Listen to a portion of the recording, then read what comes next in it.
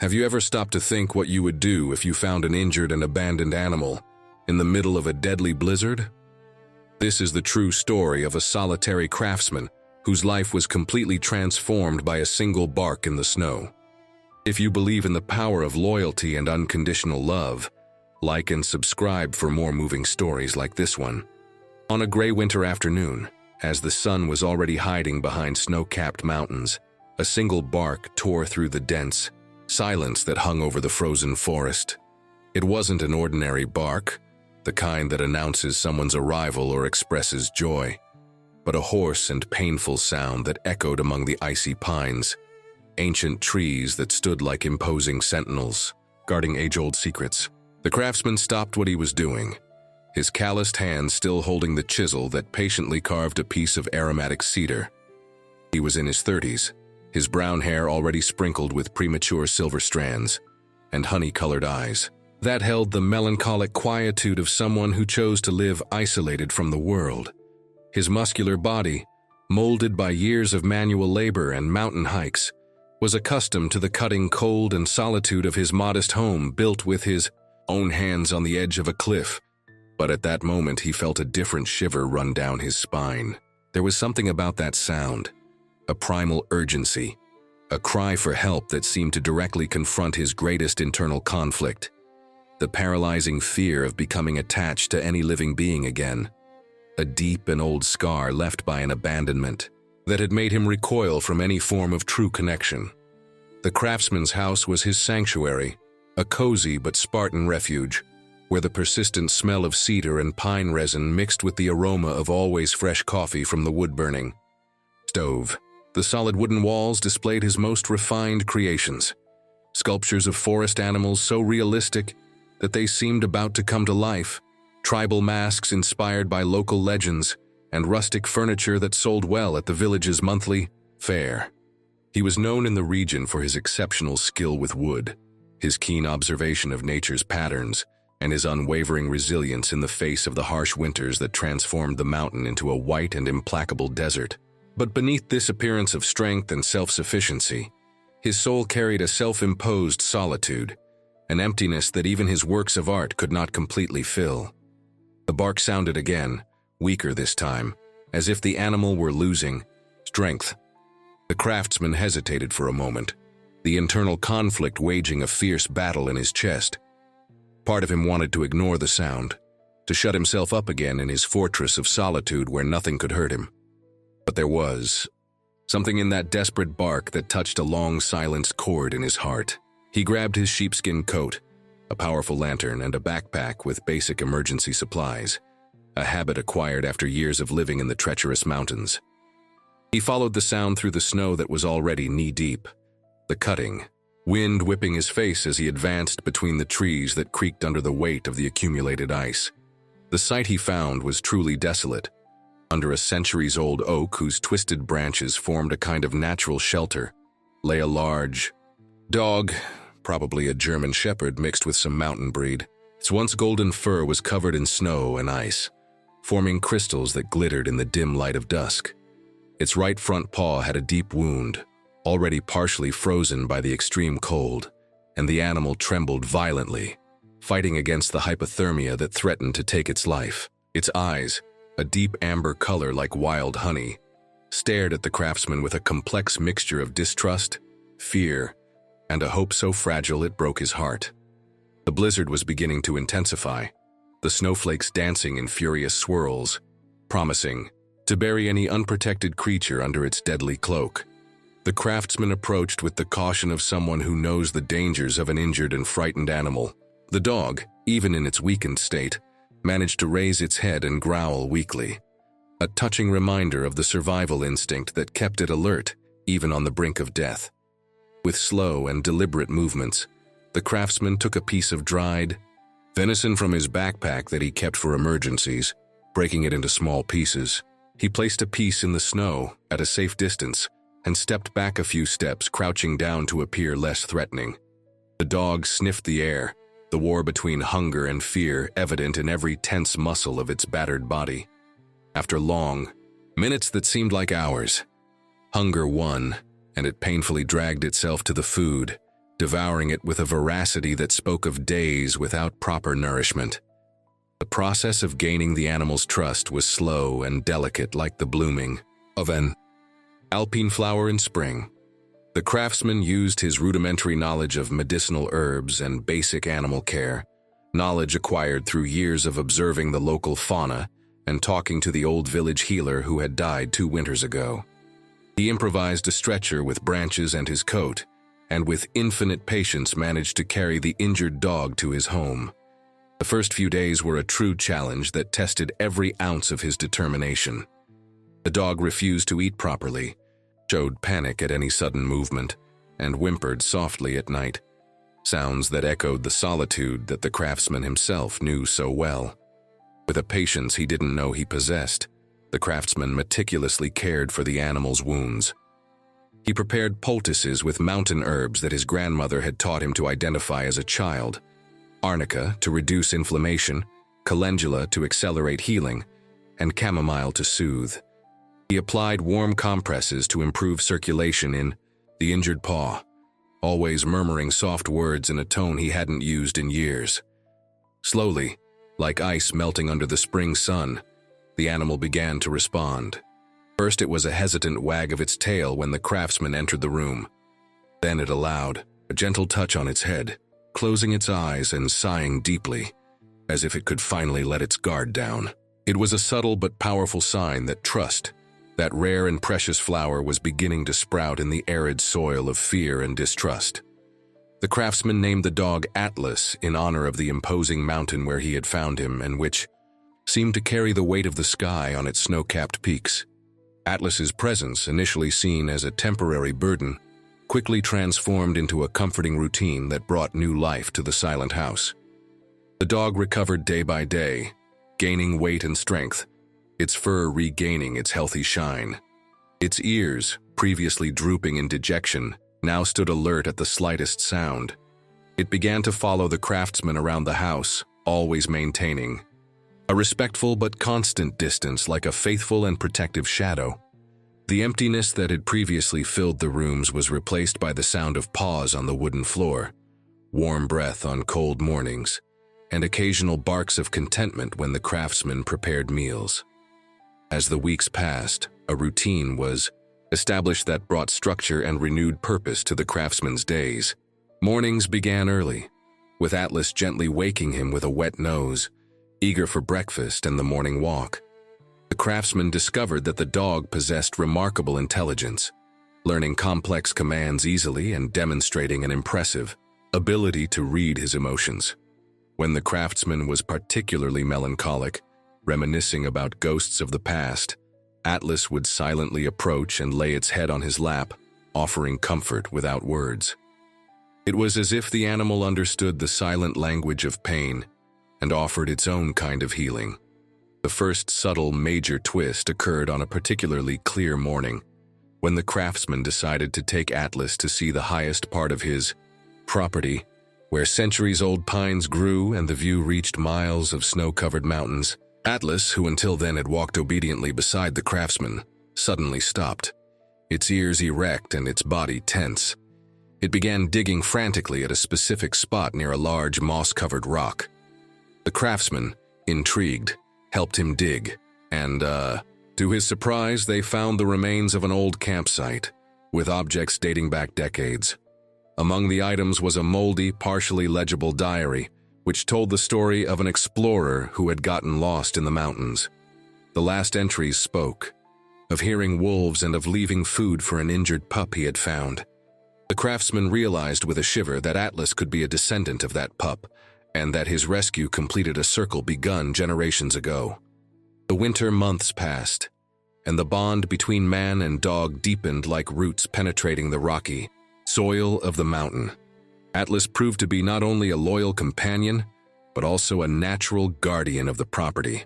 His keen senses detected the presence of wild animals long before they posed any danger, and his differentiated barks communicated whether it was a harmless deer, a curious bear, or something more menacing.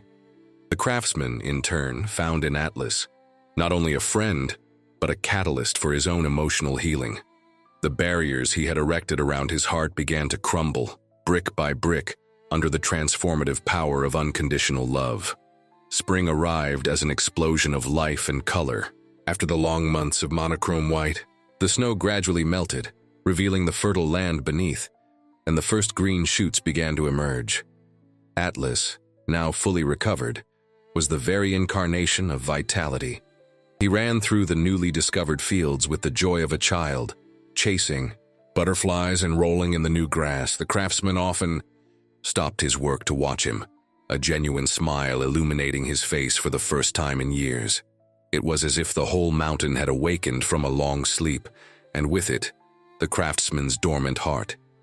It was during one of these idyllic spring afternoons that the second twist occurred, this time of medium impact. The craftsman had decided to visit the village to sell some of his pieces and buy supplies. Atlas, as always, faithfully accompanied him. As they passed through the central square, where the centuries-old fountain gushed crystal-clear water from the mountains, Atlas suddenly became agitated. His fur bristled, and a low, menacing growl emanated from his throat. The craftsman followed the dog's gaze and saw an elegantly dressed man, in clothes too expensive for that simple village, talking to the mayor. There was something about the capo way Atlas reacted to that man that sent a chill down the craftsman's spine. The dog not only showed aggression, but also fear, a combination the craftsman had never seen before. The man was Vincent Blackwood, a real estate developer known throughout the region for his boundless ambition and questionable methods. His empire had been built on the ruins of traditional communities, transforming natural paradises into exclusive resorts for the ultra-rich. His presence in the village was no coincidence. He sniffed out opportunity like a vulture sniffing out carrion, and the pristine lands around the mountain were his new target. The craftsman discovered through whispered conversations in the tavern that Blackwood was discreetly buying properties, taking advantage of indebted families and elderly people without heirs. His plan was ambitious and devastating: to build a luxury tourist complex that would completely transform the character of the region. The third subtle twist came when the craftsman, intrigued by Atlas's extreme reaction, decided to investigate Blackwood further. He discovered through a conversation with Mary, the village librarian who guarded the historical memory of the place, that years ago there had been reports of purebred dogs abandoned in the mountain during winter. Some said they were animals, from an illegal kennel that Blackwood had kept in his early ventures in the region, abandoned when the business became inconvenient. The connection was tenuous but disturbing, and would explain Atlas's visceral reaction. The craftsman felt the old fear of abandonment resurface with renewed force, but now it wasn't just for himself. The idea that Atlas could have been a victim of Blackwood's cruelty awakened in him a fierce protective feeling. For the first time in years, he felt genuine anger, an emotion he thought he had buried along with his other vulnerabilities. He decided that he would not allow Blackwood to destroy not only the home he had built, but the entire community that, even from a distance, he respected and valued. During the following weeks, an unexpected figure began to appear regularly on the craftsman's property. She was a young veterinarian named Elena, who had heard through the village gossip network about Atlas's rescue and had come to offer her services. Elena had black hair like a raven's wing, green eyes that shone with intelligence and compassion, and delicate but firm hands that spoke of years of caring for injured creatures. Her first visit was professional, examining Atlas with clinical efficiency, but there was something about her gentle way of handling the dog that caught the craftsman's attention. The first of 5 crucial romantic approaches occurred when Elena, after examining Atlas, turned to the craftsman with a warm smile and said that she rarely saw an animal so well cared for by someone without formal training. The compliment, simple but sincere, touched the craftsman in an unexpected way. He blushed slightly, murmuring something about instinct and observation, but Elena didn't seem convinced. She saw beyond the facade of rudeness, recognizing the kindness and dedication he tried to hide from the world. The second crucial moment came weeks later, when Elena returned for a follow-up visit. She brought with her an old book on traditional veterinary medicine, saying she thought he might find it interesting, given his knowledge of medicinal herbs. It was a thoughtful gesture that showed that she had paid attention not only to Atlas, but also to the craftsman himself. He accepted the gift with hands that trembled slightly, touched by the consideration. They browsed the book together, their heads close as Elena pointed out illustrations of medicinal plants, her soft lavender scent mingling with the ever-present smell of wood and resin in the house. Elena's presence began to become a pleasant constant in the craftsman's life. She visited regularly, always under the pretext of checking on Atlas's health, but the visits invariably extended into long conversations about everything and nothing. They discovered surprising common interests. They both loved the silence of the mountains, the austere beauty of winter, and had a deep respect for the traditional wisdom that was being lost in the modern world. Elena shared stories of her years studying veterinary medicine in the big city, and how she felt she was losing her soul in the urban environment until she decided to return to the mountains of her childhood. The craftsman in turn began to open up about his art, showing her pieces he had never shown anyone, sculptures that captured emotions too raw to be sold. The tension with Blackwood, however, continued to grow like storm clouds on the horizon. The developer intensified his efforts, sending representatives to pressure local residents, offering tempting sums for lands that had been in the same families for generations. The community was divided. Some saw the opportunity to escape poverty, while others recognized the threat to their way of life. The craftsman participated in several community meetings, something he hadn't done in years, feeling compelled to act not only for himself, but for everyone who called those mountains home. It was during one of these meetings that the fourth twist occurred, of medium impact. Jacob, the village's elderly historian, who kept the historical records in his centuries-old house, revealed that there were old documents about protected water and land rights that could complicate Blackwood's plans. The problem was that many of these documents were lost or in very poor condition. The community needed concrete evidence to legally challenge Blackwood's maneuvers, but finding it would be like looking for a needle in a haystack. The third crucial romantic moment happened on a stormy night, when Elena appeared at the craftsman's door drenched and shivering. She had been attending an emergency on a distant farm when her car broke down, and the craftsman's house was the nearest shelter. As she warmed herself by the fireplace, wrapped in a blanket that smelled of Atlas and wood, she shared her fears about what Blackwood could do to the community. It was a moment of mutual vulnerability, where both lowered their guards and talked about past losses, unrealized dreams, and the stubborn hope that kept them fighting. The craftsman made herbal tea picked from the mountain, and they spent hours talking while the storm raged outside, Atlas lying at their feet like a silent guardian. As spring progressed into summer, the situation became critical. Blackwood had managed to buy several strategic properties and began bringing heavy machinery to the region. The sound of engines and excavators echoed through the mountains, disturbing the millennial peace of the place. Atlas reacted with increasing panic to these sounds, often running into the forest and needing to be sought out and calmed. The craftsman realized that the dog's trauma was deep, linked to memories he might never fully understand. The fifth twist, also of medium impact, came through an accidental discovery by Elena. While researching old veterinary records for a personal project, she found documentation about an illegal kennel that Blackwood had indeed kept years ago. The records included photos of mistreated and abandoned dogs, and among them, Elena identified one that could be Atlas as a puppy. The revelation confirmed the craftsman's suspicions and strengthened his determination to stop Blackwood, now not only on principle, but for personal justice. A crucial event occurred when a stray cat began to appear regularly on the craftsman's property.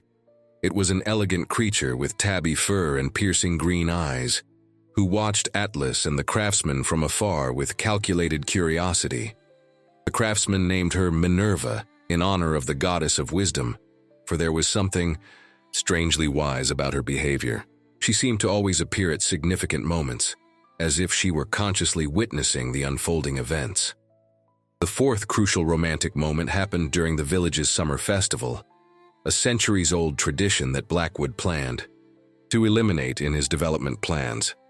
Elena invited the craftsman to accompany her, arguing that it was important to show community unity. It was the first time in years that the craftsman had participated in a social event, and the experience was simultaneously terrifying and liberating. They danced to the sound of local folk music, their bodies moving in natural synchronicity, and for a few precious moments, the weight of their worries seemed to disappear. Atlas watched them from outside the hall, its tail wagging in approval, while Minerva watched from her perch on the roof. The sixth twist of medium impact occurred when the craftsman discovered that his own property was in Blackwood's sights. Questionable legal documents emerged, claiming irregularities in old ownership records. It was a common tactic of Blackwood's to create enough legal confusion to force owners to sell at ridiculously low prices, just to avoid costly legal battles. The craftsman felt the ground disappear beneath his feet. It wasn't just his home that was threatened, but the sanctuary he had created for himself and Atlas. The first major dramatic tension occurred one fateful morning when the craftsman woke up to the sound of heavy machinery approaching dangerously close to his property. Blackwood, impatient with legal resistance, had decided to force the situation by starting demarcation work on disputed land. Atlas was frantic, running back and forth, barking desperately at the machines that were invading his territory. The craftsman tried to confront the workers, but they had express orders and documents that, although questionable, gave an appearance of legality to their actions. The most critical moment came when Atlas, in its agitation, ran towards the machines, determined to protect its territory. An excavator, operated by a distracted worker, almost hit him, and only the craftsman's quick reflexes, throwing himself in front of the dog, avoided a tragedy. The incident, witnessed by several local residents who had gathered upon hearing the noise, created a wave of indignation that spread through the community like wildfire. It was then that Minerva, the cat who until then had seemed only a passive observer, demonstrated her true worth. With surprising agility, she guided the craftsman and Atlas through a hidden trail that led to an old and forgotten part of the property. There, half buried under decades of leaves and earth, they found a stone marker with inscriptions marking old territorial boundaries. More importantly, near the marker there was a natural cave, where they discovered not only historical documents preserved in a metal box, but also evidence of an underground spring, protected by old environmental laws that Blackwood was unaware of. The seventh twist, this time of great impact, came with the content of the documents found. They not only confirmed the community's historical territorial rights, but also revealed that the entire area was under special protection due to the spring, which supplied water to several streams that fed the valley. Any development that threatened this water source was illegal under multiple jurisdictions. It was the legal ammunition that the community needed to confront Blackwood. The fifth and most significant romantic moment occurred when Elena, moved by the discovery, spontaneously embraced the craftsman. It was a moment of pure shared joy, and when they separated, both realized that something fundamental had changed between them. The craftsman, who had spent years avoiding emotional connections, found himself not only accepting, but desiring Elena's closeness. She, in turn, saw in him not only the talented hermit, but a man of depth and courage who hid a kind heart under layers of protection. The legal battle that followed was intense. Blackwood, accustomed to intimidating poor rural communities, found himself for the first time facing organized and well-documented opposition. The craftsman, supported by Elena and guided by Jacob, the historian, led the efforts to authenticate and present the evidence. The community, previously divided, united in the face of the common threat. Even those who had considered selling their land realized that what Blackwood offered in money did not compensate for what they would lose in identity and heritage. The second major dramatic tension occurred during a crucial hearing in the regional court. Blackwood, desperate as he saw his plans crumble, tried one last dirty trick. He presented documents alleging that the craftsman had forged the evidence found and brought paid witnesses to corroborate his allegations. For a terrible moment, it seemed that the truth would be buried under the weight of money and influence. It was then that something extraordinary happened. Atlas, who had accompanied the craftsman to court, began to growl and bark furiously at one of the alleged witnesses. The man, nervous about the dog's reaction, ended up contradicting himself in his testimony, revealing inconsistencies that collapsed Blackwood's entire narrative. The eighth twist, of great impact, came when the judge, impressed by the evidence and disturbed by Blackwood's tactics, not only decided in favor of the community, but also ordered an investigation into the developer's business practices. What began as a battle for a small mountain community became a case that exposed a network of corruption and exploitation that extended throughout the region. Blackwood saw his empire begin to crumble, facing not only the loss of this project, but criminal investigations that threatened his entire operation.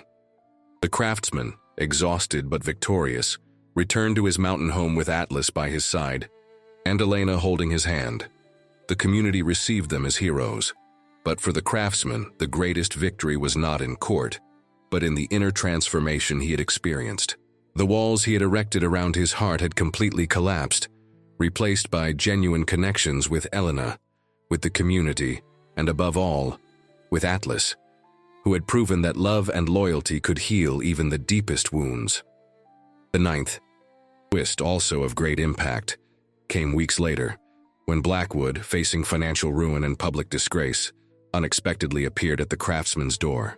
He didn't come with threats or bribes, but with something the craftsman never expected: remorse.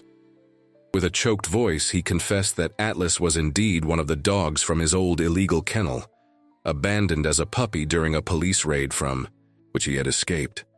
Seeing the healthy and loved dog, and witnessing the craftsman's fierce fight to protect him, had awakened something long dormant in his conscience. He wasn't asking for forgiveness because he knew that some acts are unforgivable, but he wanted the craftsman to know that his courage had planted a seed of change. The 10th and final subtle twist came when Minerva, the mysterious cat, revealed she was pregnant. The craftsman and Elena, now officially a couple, realized that she had chosen their property as a safe place to raise her kittens. It was as if the universe were offering another cycle of renewal and hope. Atlas, far from being jealous, assumed a protective role with Minerva, demonstrating that love, when true, multiplies instead of dividing. The third and final major tension occurred when an exceptionally violent summer storm threatened the region. Hurricane-force winds and torrential rains caused landslides and floods. The protected spring, ironically, became a threat when its flow increased dramatically. The craftsman, Elena, and other community members worked tirelessly to protect the most vulnerable properties. It was during this crisis that Atlas once again demonstrated his extraordinary value. When a village child became trapped in a flooded area, it was Atlas who, swimming against the raging current, managed to reach her and keep her safe until rescue arrived. The outcome of the story brought profound transformations for everyone involved. The craftsman, inspired by the events, decided to transform part of his property into a sanctuary for abandoned or injured animals. With the help of Elena, who brought her veterinary knowledge, and the support of the community, they created a refuge that became a model for other regions. Atlas became the unofficial ambassador of the sanctuary, helping to calm and socialize newly traumatized animals.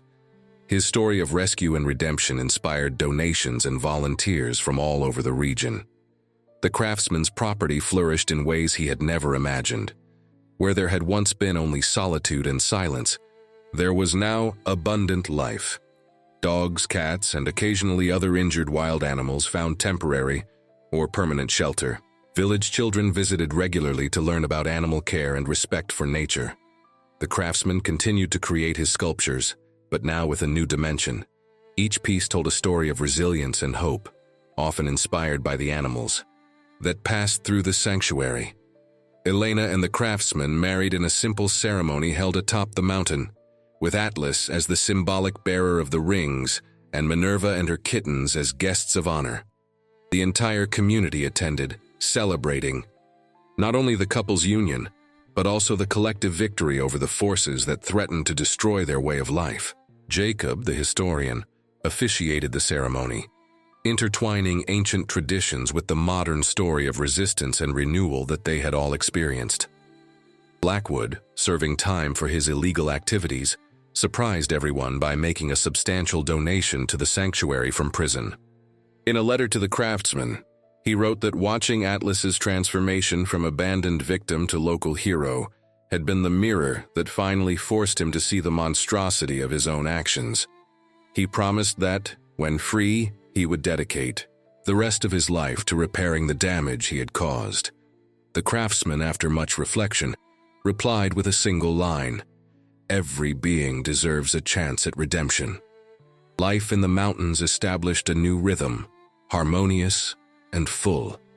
The seasons continued their eternal cycle, but now each brought its own shared joys and challenges. In winter, the sanctuary became a heated refuge for animals that would otherwise not survive the cold. In spring, puppies born under their care took their first clumsy steps in the new grass. Summer brought visitors and volunteers, spreading the message of compassion and care. And in autumn, when the leaves painted the mountains in fiery hues, the craftsman often paused to reflect on the journey that had begun with a single bark in the snow. Atlas aged gracefully, his muzzle turning gray, but his eyes maintaining the sparkle of wisdom and love. He became a living legend in the region, the dog who had saved not only a child, but an entire community. Children who had known him as puppies now brought their own children to hear his story. Elena carefully documented her animal care techniques, creating a manual that became a reference for other sanctuaries. The craftsman, in turn, created a series of sculptures that told the story of his transformation, donating the proceeds from the sales to animal protection causes. Minerva, true to her name, proved to be a wise matriarch. Her kittens, raised in the loving and safe environment of the sanctuary, became exceptionally sociable and gentle cats, many of them finding loving homes in the community. She maintained her habit of appearing at significant moments, as if she were still consciously guiding the destinies of those she loved. The unique relationship between her and Atlas became a symbol of how differences can be overcome when there is mutual respect and common purpose. The craftsman's transformation was perhaps the most profound of all. The man who had once chosen isolation as protection against pain had become the beating heart of a vibrant community. His hands, which once created art in solitude, now created beauty while teaching young apprentices. His heart, which had feared to love again, now overflowed with love for Elena, for Atlas, for every creature that found refuge in his sanctuary. The scar of abandonment had not disappeared, but had been transformed into a source of empathy and understanding. Elena flourished in her multiple roles as veterinarian, educator, and co-founder of the sanctuary. Her partnership with the craftsman was balanced and complementary. Where he brought intuition and emotional connection with animals, she brought technical knowledge and organizational skills. Together, they created care protocols that respected both modern science and traditional wisdom. Their love, born amidst crises and strengthened through shared purpose, became an example of how relationships can be both refuge and transformative force. The sanctuary expanded its mission beyond animal care. It became a center for environmental education, promoting understanding of the interconnection between humans, animals, and nature. Special programs were developed for children with emotional or social difficulties, using animal interaction as a therapeutic tool. Atlas, even in his old age, showed infinite patience with these children, as if he understood that his role now was to pass on the healing he had received. The community, strengthened by the victory over Blackwood and united by common purpose, prospered in unexpected ways. Sustainable tourism, attracted by the preserved natural beauty and the inspiring story of the sanctuary, brought economic resources without compromising the local identity. Young people who had left for the cities began to return, finding purpose and livelihood in the new economy based on conservation and care. The mountain, which Blackwood had wanted to transform into a playground for the privileged few, became a symbol of how communities can resist and thrive while maintaining their values. Years later, on a winter afternoon similar to the one when it all began, The craftsman was in his workshop when he heard a familiar sound, a lonely bark coming from the forest. This time he didn't hesitate. With Atlas now moving more slowly but still determined by his side, he followed the sound. They found another abandoned dog, this time a frightened and hungry pup. The cycle was beginning again, but now with the accumulated wisdom of years of experience and a support network ready to help.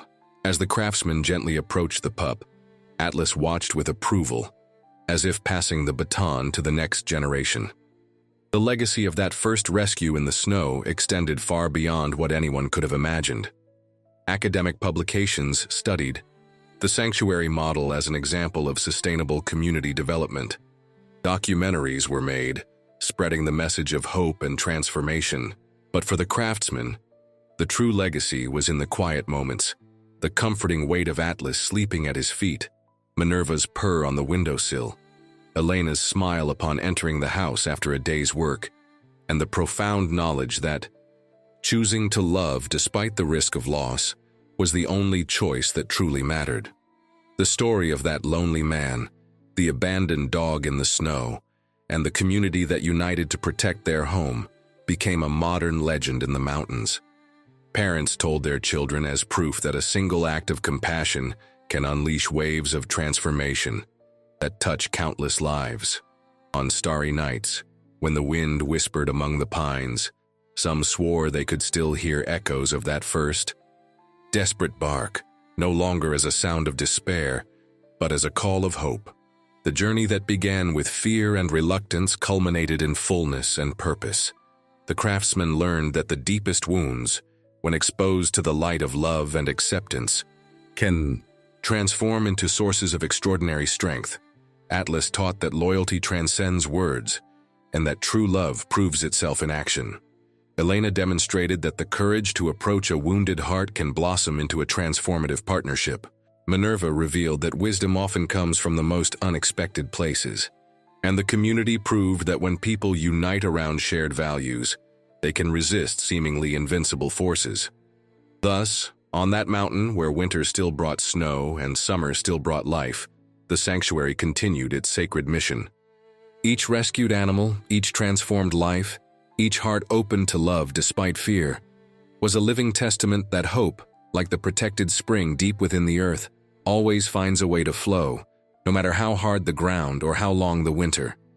The light that the craftsman had lit on that gray afternoon, by choosing to follow a bark in the snow, continued to shine, guiding others lost in the darkness to the warmth of home and the promise of renewal. And you, who heard this story of faith and transformation, at what point will you allow hope to bloom in your own inner desert?